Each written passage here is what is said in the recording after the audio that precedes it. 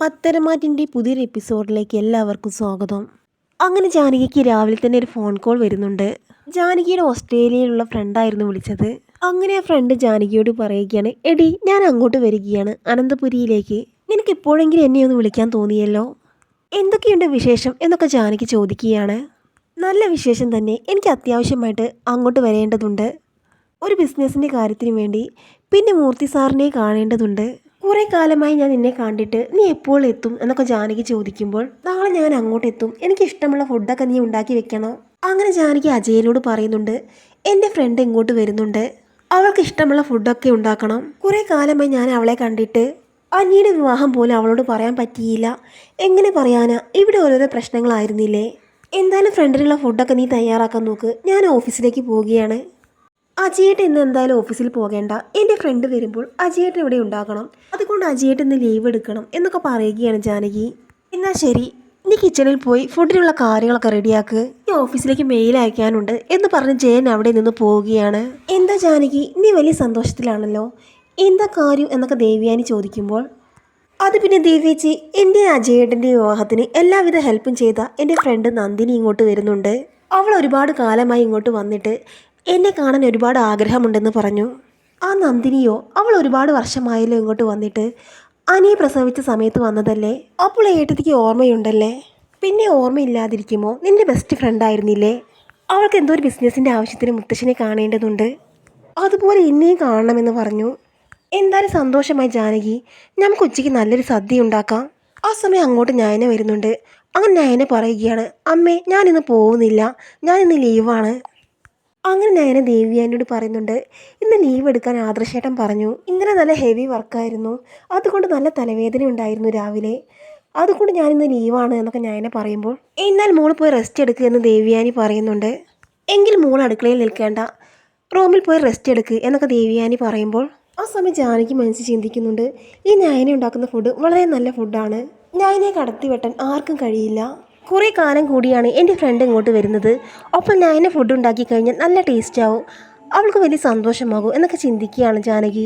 ദേവേച്ചി, ഇന്ന് നമുക്ക് നല്ലൊരു അടിപൊളി സദ്യ ഉണ്ടാക്കണം, ഇവളങ്ങനെ ചുമ്മാ റൂമിൽ കയറി ഇരിക്കുകയൊന്നും വേണ്ട, ഞാനും സഹായിക്കാം, ഇവളെന്തായാലും സദ്യയുടെ കാര്യങ്ങളൊക്കെ നോക്കട്ടെ, ചേച്ചി വേറെ കാര്യങ്ങളൊക്കെ നോക്ക് എന്നൊക്കെ പറയുന്നുണ്ട് ജാനകി. അപ്പോൾ ദേവ്യാനി പറയുകയാണ്, എനിക്ക് കാര്യമൊക്കെ മനസ്സിലായി, നയന ഉണ്ടാക്കുന്ന ഫുഡ് നല്ല ടേസ്റ്റ് ആയതുകൊണ്ടല്ലേ നീ ഇവളെ കൊണ്ട് ഫുഡ് ഉണ്ടാക്കുന്നത്. അതൊന്നുമല്ല ദേവേച്ചി, ഇവളിന്ന് ഓഫീസിലേക്ക് പോകുന്നില്ലല്ലോ, ചുമ്മാതിരിക്കുകയല്ലേ, അതുകൊണ്ട് ഇവൾക്ക് എന്തെങ്കിലും പണി ആയിക്കോട്ടെ എന്ന് കരുതി പറഞ്ഞതാണ്. ശരിയാണ് അമ്മേ, ഞാൻ കിച്ചണിൽ കയറി സദ്യ ഉണ്ടാക്കാം എന്നൊക്കെ നയനെ പറയുമ്പോൾ, നയനെ നീ അങ്ങനെ സദ്യയുടെ എല്ലാ കാര്യങ്ങളും ഏറ്റെടുക്കേണ്ട, പച്ചക്കറിയെല്ലാം ജാനകി അരിയട്ടെ, നീ സദ്യയുടെ കൂട്ട് മാത്രം തയ്യാറാക്കിയാൽ മതി, ഞാൻ ബാക്കിയുള്ള കാര്യങ്ങളൊക്കെ ചെയ്യാം എന്നൊക്കെ പറയുന്നുണ്ട് ദേവയാനി.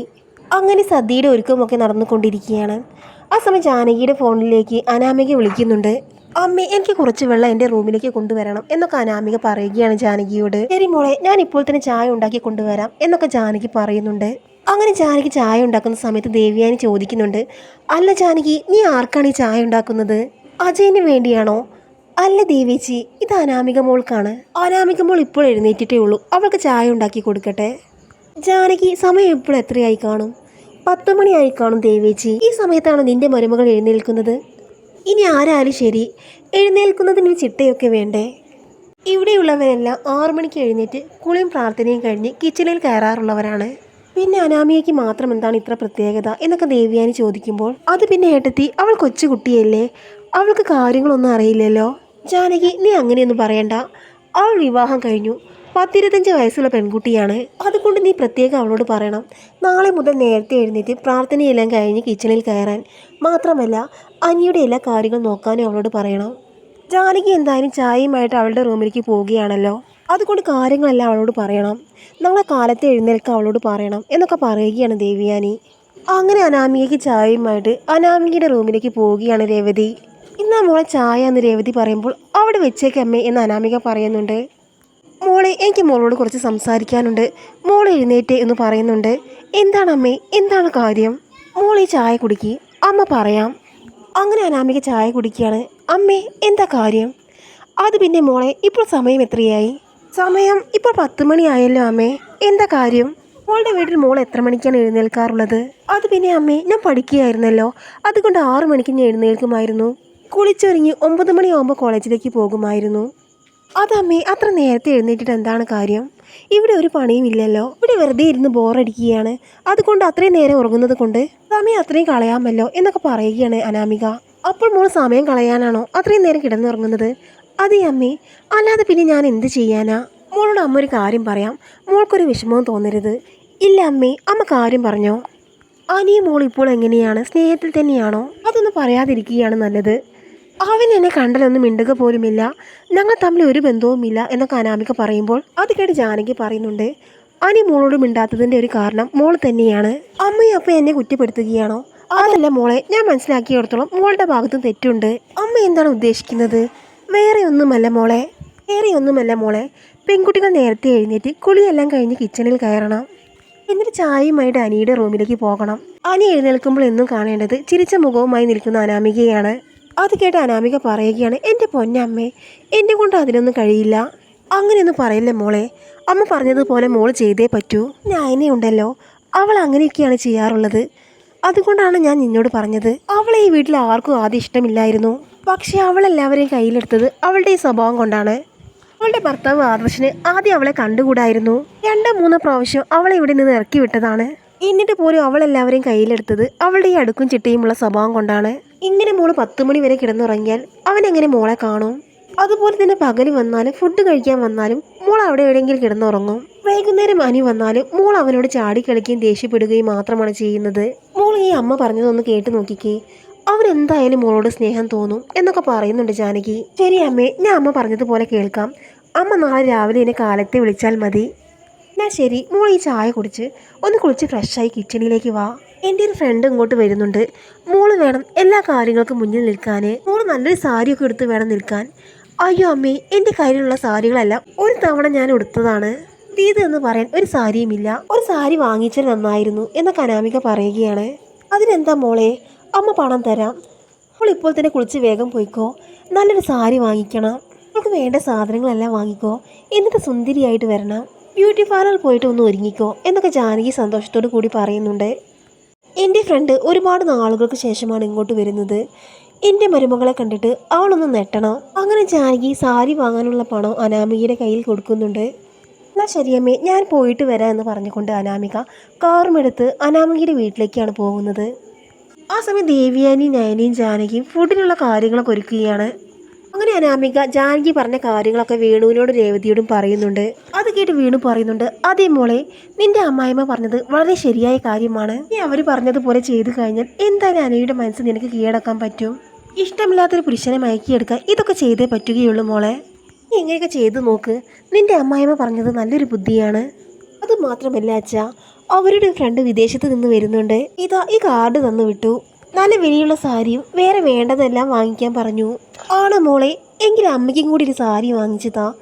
ആകെ 1-2 സാരിയുള്ളൂ അമ്മയ്ക്ക്. അത് തന്നെ ആകെ കേടായിരിക്കുകയാണ്. ആ സമയം വേണു പറയുന്നുണ്ട്, നമുക്ക് എന്തായാലും ഈ കാർഡ് കൊണ്ട് ഇന്ന് അടിച്ചു പൊളിക്കണം. ഈ ജാനകിയുടെ അക്കൗണ്ടിൽ കുറെ പണമൊക്കെ കാണുമോ മോളെ? ഇല്ല അച്ഛാ, കാണാൻ ഒരു വഴിയുമില്ല. ഇവരത്ര സാമ്പത്തികമുള്ള വീട്ടിൽ നിന്ന് വന്നതൊന്നുമല്ല. അങ്ങനെ അനാമിക രേവതിയും വേണു ഷോപ്പിങ്ങിനായി പുറത്തേക്ക് പോകുന്നുണ്ട്.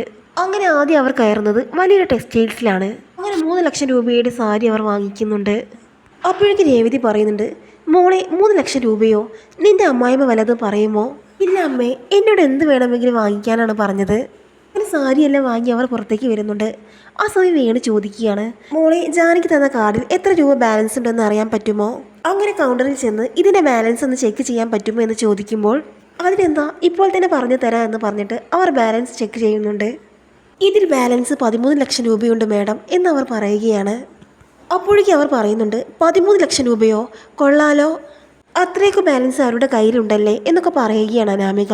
ആ സമയം വേണു ചോദിക്കുന്നുണ്ട്, മോളെ, നമുക്ക് ഈ പണം ഒന്നായിട്ട് അങ്ങ് അടിച്ചു മാറ്റിയാലോ? അതിപ്പോൾ വേണ്ട അച്ഛാ, ഈ പണം കുറേശ്ശെയായിട്ട് ഞാൻ മോഷ്ടിച്ചോളാം. അതുപോലെ തന്നെ ആ വീട്ടിൽ പലരുടെയും സമ്പത്ത് നമുക്ക് അടിച്ചു മാറ്റാനുണ്ട്. അങ്ങനെ അവർ ഒരു 5 സ്റ്റാർ ഹോട്ടലിൽ കയറിയിട്ട് ഫുഡെല്ലാം കഴിക്കുന്നുണ്ട്. അതിനുശേഷം അനാമികയും രേവതിയും ഒരു ബ്യൂട്ടി പാർലറിൽ പോയിട്ട് മേക്കപ്പ് എല്ലാം ചെയ്യുന്നുണ്ട്. അങ്ങനെ സമയം ഒരുപാട് കഴിയുന്നുണ്ട്. ആ സമയം ജാനകി വിളിക്കുകയാണ്, മോളെ എവിടെ പോയതാണ്? മോളെ എത്രയും പെട്ടെന്ന് ഇങ്ങോട്ട് വാ, എൻ്റെ ഫ്രണ്ട് ഇപ്പോൾ വരും. ശരി അമ്മേ, ഞാൻ ഇപ്പോൾ തന്നെ വരാം എന്ന് അനാമിക പറയുന്നുണ്ട്. അതിനുശേഷം അവർക്ക് വേണ്ട സാധനങ്ങളെല്ലാം പർച്ചേസ് ചെയ്യുകയും അങ്ങനെ എല്ലാമായിട്ട് 5 ലക്ഷം രൂപ കൂടി അവർക്ക് ചിലവാകുന്നുണ്ട്.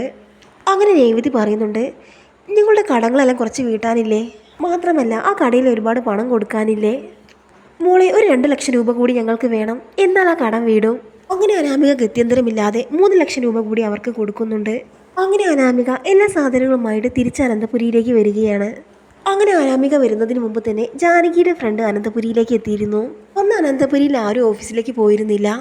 ജാനകി, നയനയും ദേവ്യാനിയും ആനിയും അജയനും എല്ലാവരും അനന്തപുരിയിൽ തന്നെയുണ്ട്. അങ്ങനെ ജാനകിയുടെ ഫ്രണ്ട് അനന്തപുരിയിലേക്ക് വന്നപ്പോൾ ജാനകിയെ കണ്ടപ്പോൾ ഓടിച്ചെന്ന് കെട്ടിപ്പിടിക്കുകയാണ്. അങ്ങനെ ജാനകി പറയുന്നുണ്ട്, എടി, നിന്നെ എത്ര കാലമായി കണ്ടിട്ട്, നീ എന്താ എത്ര കാലമായിട്ട് ഇങ്ങോട്ട് വരാതിരുന്നത്? ഇപ്പോഴെങ്കിൽ നിന്നെ ഒന്ന് കാണാൻ പറ്റിയല്ലോ എന്നൊക്കെ പറഞ്ഞ് സന്തോഷം പ്രകടിപ്പിക്കുകയാണ് ജാനകി. അങ്ങനെ ജാനകി അനിയെ കാണിച്ചു കൊടുത്തുകൊണ്ട് പറയുന്നുണ്ട്, ഇതാണ് എൻ്റെ മോന്, ഇവൻ്റെ കല്യാണം കഴിഞ്ഞു, 3-4 മാസമായി. അതെയോ, എവിടെ മണവാട്ടി? അവൾ പുറത്തേക്ക് പോയിരിക്കുക, ഇപ്പോൾ വരും.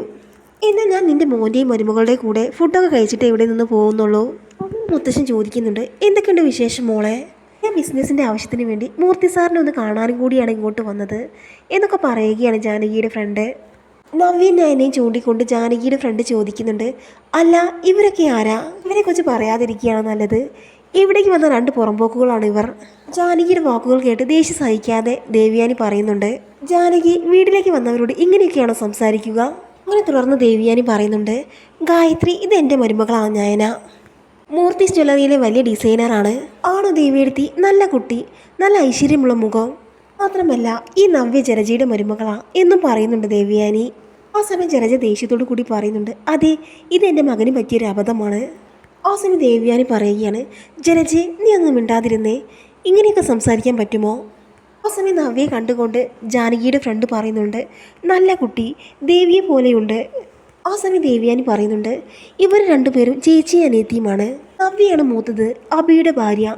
രണ്ടാമത്തേതാണ് നയന, എൻ്റെ മകൻ്റെ ഭാര്യ. നയനെക്കുറിച്ച് പറയുമ്പോൾ വലിയ അഭിമാനത്തോടു കൂടിയാണ് ദേവ്യാനി പറയുന്നത്.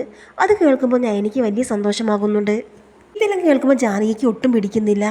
ഇനിയിപ്പോൾ ജാനകിയുടെ മരുമകളെ കൂടി കണ്ടാൽ മതി, അത് ഇവരുടെ അനിയത്തി തന്നെയാണോ എന്നൊക്കെ ചോദിക്കുകയാണ് ജാനകിയുടെ ഫ്രണ്ട്. ആ സമയം ജാനകി പറയുകയാണ്, പലരുടെ മനസ്സിൽ അങ്ങനെ ഒരു തീരുമാനമുണ്ടായിരുന്നു, പക്ഷേ ഈശ്വരൻ അത് സമ്മതിച്ചില്ല. യോഗ്യതയില്ലാതെ 3-മതൊരാളും കൂടി ഇങ്ങോട്ട് വരണ്ട എന്ന് ഈശ്വരന് തോന്നിച്ച് കാണും. ആ സമയം ദേവ്യാനി ജാനകി എന്ന് ഉച്ചത്തിൽ വിളിക്കുന്നുണ്ട്. എന്നിട്ട് പറയുകയാണ്, ഗായത്രി, ഇവരുടെ കല്യാണത്തിൻ്റെ സമയത്ത് ഒരുപാട് പ്രശ്നമുണ്ടായി, അതുകൊണ്ടാണ് ജാനകി ഇങ്ങനെയൊക്കെ പറയുന്നത്. ആ സമയമാണ് അനാമിക അങ്ങോട്ട് വരുന്നത്. ഇതാരാ ജാനകി എന്ന് ചോദിക്കുന്നുണ്ട് ജാനകിയുടെ ഫ്രണ്ട്. ഇതാണ് എൻ്റെ മരുമകൾ എന്ന് ജാനകി സന്തോഷത്തോടു കൂടി പറയുന്നുണ്ട്. ആ സമയം ജാനകിയുടെ ഫ്രണ്ട് നെട്ടലോട് കൂടി അനാമികയെ നോക്കുന്നുണ്ട്. അങ്ങനെ അനാമിക പോയിട്ട് ഹായ് ആൻറ്റി എന്നൊക്കെ പറഞ്ഞ് പരിചയപ്പെടുകയാണ്. ഞാൻ ഓസ്ട്രേലിയയിൽ നിന്ന് വന്നതാണ് എന്നൊക്കെ ജാനകിയുടെ ഫ്രണ്ട് പറയുമ്പോൾ വീണ് നെട്ടുന്നുണ്ട്. അങ്ങനെ എല്ലാവരും ഭക്ഷണം കഴിച്ചു കൊണ്ടിരിക്കുമ്പോൾ ദേവ്യാനി പറയുകയാണ്, എനിക്ക് ഇഷ്ടപ്പെട്ട ഭക്ഷണമെല്ലാം ഞാൻ ഉണ്ടാക്കി വെച്ചിട്ടുണ്ട് ഗായത്രി. അങ്ങനെ എല്ലാവരും കൂടി ഉച്ചയ്ക്ക് ഭക്ഷണം കഴിക്കാൻ നിൽക്കുകയാണ്. ആ സമയത്ത് ആദർശനും ജയനും അങ്ങോട്ട് വരുന്നുണ്ട്. അങ്ങനെ ഗായത്രിക്കൊപ്പം ഇരുന്ന് എല്ലാവരും ഭക്ഷണം കഴിക്കുകയാണ്. ആ സമയം ഗായത്രി പറയുകയാണ്, കറിയെല്ലാം അസലായിട്ടുണ്ട്, അസാധ്യ രുചി, ഇതുവരെ ഞാൻ ഇങ്ങനെയൊരു ഭക്ഷണം കഴിച്ചിട്ടില്ല. അല്ല ജാനകി, ഈ ഭക്ഷണമെല്ലാം ആരാണ് ഉണ്ടാക്കിയത്? അപ്പോൾ ദേവ്യാനി പറയുന്നുണ്ട്, ഈ ഫുഡെല്ലാം ഉണ്ടാക്കിയത് എൻ്റെ മരുമകളാണ് നയന. മോള് നല്ല അസലായിട്ട് ഫുഡൊക്കെ ഉണ്ടാക്കും, ഈ കറിയെല്ലാം നയനമോൾ ഉണ്ടാക്കിയതാണ് എന്നൊക്കെ പറയുന്നുണ്ട്. ദേവ്യാനിയുടെ വാക്കുകൾ കേട്ട് ജാനകിക്ക് ആകെ ദേഷ്യം വരുന്നുണ്ട്. എന്തായാലും മോളെ, അസാധ്യമായിട്ടുണ്ട്, ഓരോന്ന് ഒന്നിനൊന്ന് മെച്ചമാണ്. ഇപ്പോൾ എൻ്റെ വയറ് പൊട്ടും, ആ രീതിക്കാണ് ഞാൻ കഴിക്കുന്നത്.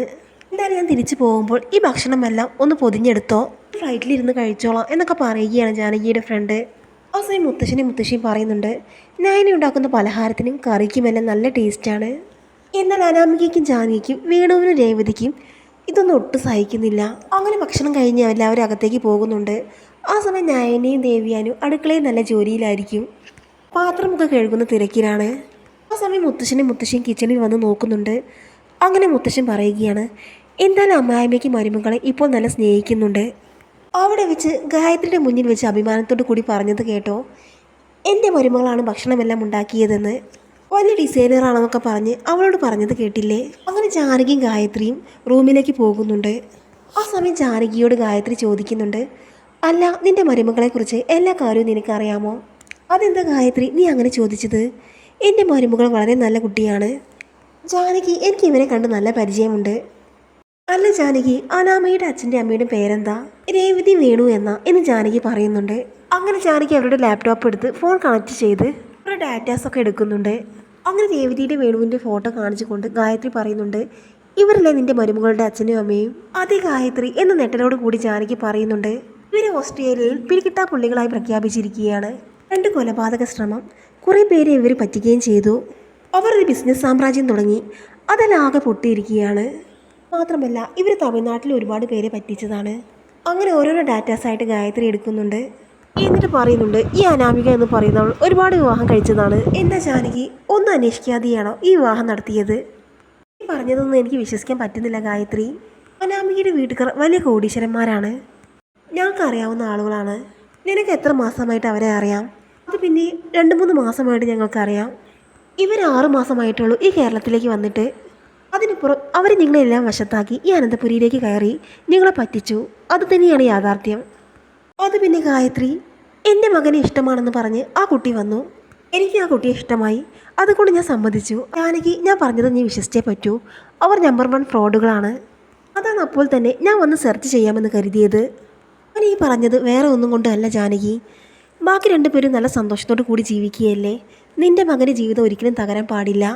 ഈ അനാമിക അവളുടെ വീട്ടുകാരും തട്ടിപ്പ് കൂട്ടങ്ങളാണ്. പോലീസുകാർ അവരെ അന്വേഷിച്ചു കൊണ്ടിരിക്കുകയാണ്.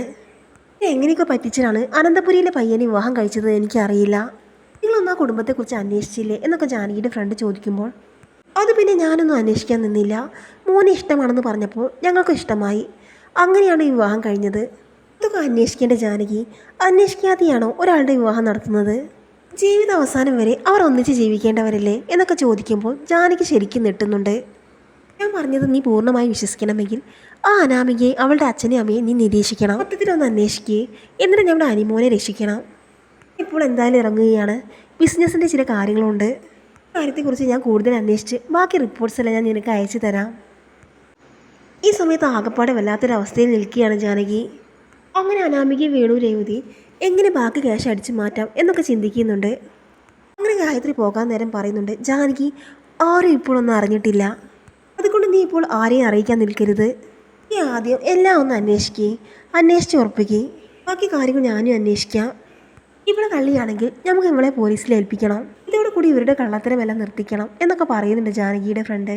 അങ്ങനെ എല്ലാവരോടും യാത്ര പറഞ്ഞ് ഗായത്രി അവിടെ നിന്ന് പോകുന്നുണ്ട്. എന്താ നിനക്ക് കൂട്ടുകാരി പോയതിൻ്റെ വിഷമമാണോ എന്നൊക്കെ ജാനകിയോട് ദേവ്യാനി ചോദിക്കുന്നുണ്ട്. അതേ ചേച്ചി, ഞാനൊന്ന് പോയി കിടക്കട്ടെ എന്ന് പറഞ്ഞുകൊണ്ട് ജാനകി അകത്തേക്ക് പോകുന്നുണ്ട്. കുറേ കാലം കൂടി കൂട്ടുകാരി കണ്ടതല്ലേ, അവൾ പോയതിൻ്റെ വിഷമമായിരിക്കും എന്നൊക്കെ പറഞ്ഞുകൊണ്ട് ദേവ്യാനി കിച്ചണിലേക്ക് പോകുന്നുണ്ട്. അങ്ങനെ അനാമികയ്ക്ക് രേവതിക്കും വേണുവിനും എന്തോ ഒരു പന്തികേട് തോന്നുന്നുണ്ട്. അച്ഛാ, അവൾ ഓസ്ട്രേലിയയിലാണെന്നാണ് പറഞ്ഞത്. അവൾ എന്തെങ്കിലും അറിഞ്ഞിട്ടുണ്ടാകുമോ? അതൊന്നും ഉണ്ടാവില്ല മോളെ, അവരൊക്കെ വലിയ ബിസിനസ്സുകാരല്ലേ. നമ്മളെക്കുറിച്ചൊന്നും അന്വേഷിക്കാൻ അവർക്ക് സമയമുണ്ടാകില്ല. അതൊക്കെ 3 വർഷം മുമ്പുണ്ടായ കേസല്ലേ, അതൊന്നും അവർക്ക് അറിയുകയുണ്ടാകില്ല. അതൊന്നും ഓർത്ത് വിഷമിക്കേണ്ട എന്നൊക്കെ പറയുകയാണ് വേണു. എന്തായാലും ഞങ്ങൾ പോയിട്ട് പിന്നീട് വരാം എന്നൊക്കെ പറഞ്ഞ് വേണു രേവതി അവിടെ നിന്ന് പോകുന്നുണ്ട്.